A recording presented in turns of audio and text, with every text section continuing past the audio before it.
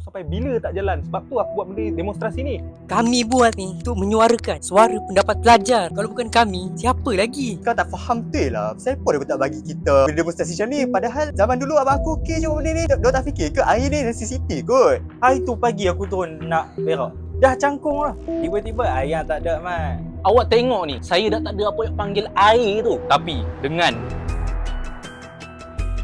saya inginkan perubahan.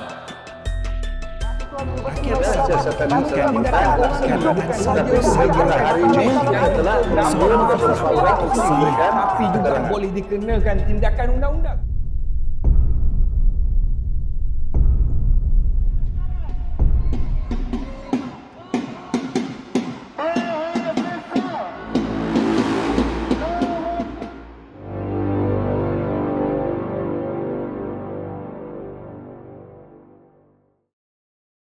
Freedom of speech. It means we have the right to express our thoughts, ideas or feelings, whether it through speaking, writing or even arts. In many countries, especially Malaysia, this right is protected by the law. But freedom of speech doesn't mean we can say anything we want without thinking. We must also respect others and speak responsibly. Today, we can use social media, blogs, or even peaceful protests to share our voices. So, how did Gempa Rasuah Sabah scandal start? Well, it all began when Tan Sri Muhammad, a former chief minister linked to corruption cases, was suddenly appointed as Sabah head of state (TYT) in 2024. The public was shocked. That was the same leader that was rejected during the election in 2018 over graft allegations. So, why are people so angry? Sabahans felt betrayed after voting him out for corruption. His return to power seems to like a slap in the face. Whistleblowers then exposed more shady deals in the state government, making tension worse. So, how did activists respond? UMS student led a peaceful protest on 31 December. It all started in 31 December 2024, demanding Muhammad's removal and the chief minister's resignation. But protesters faced threats like losing their scholarships, while government tried to distract people with new programs to avoid them talking about this issue. Then what's the big takeaway? The scandal shows a broken system, tainted leaders recycling back into power, public trust eroding, and Sabahans fighting for accountability. The question now is, will justice prevail or corruption will keep on winning? This demonstration is related to one theory specifically. It is the social movement theory, and the social movement theory view demonstration of protest not just as political actions but as form of communication. These actions convey symbolic messages, grievance, demands, frustration or identity from marginalized or less heard groups to the wider public or those in power. From a communication lens, these protests perform public expression of collective discontent, use some symbol, for example, banners, caricatures, slogans, or burning items to convey deeper meanings and emotions. And it aims to gain visibility, influence discourse, and provoke response from media, public, and authorities. Next, I will discuss the key arguments that discuss our topic. First, digital technology. Social media serves as a platform for the public to voice opinions on political corruption in Malaysia, spreading views openly and rapidly.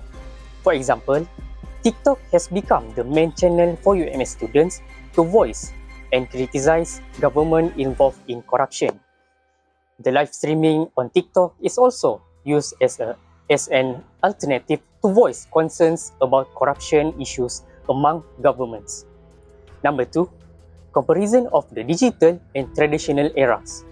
In the digital era, social media enables direct public expression, while traditional media filters information and limits public voice through gatekeeping.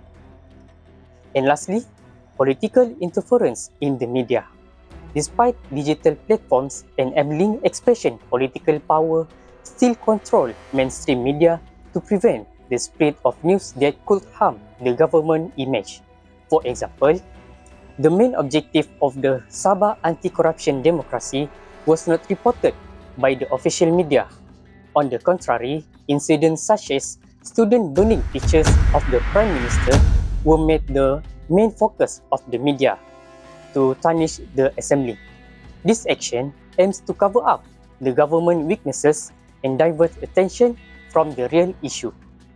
Alright, from an Islamic perspective, the crush corruption Sabah demonstrated by UMS student is a commendable effort, as it opposes wrongdoing such as corruption as long as it's carried out with sincere intentions, in a respectful manner and without causing greater harm.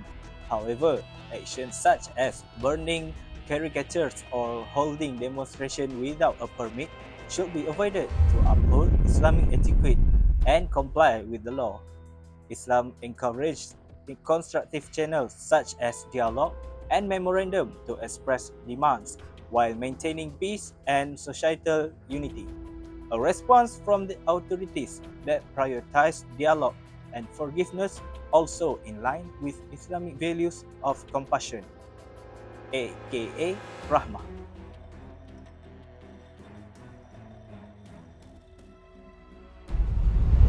So, let all that sink in.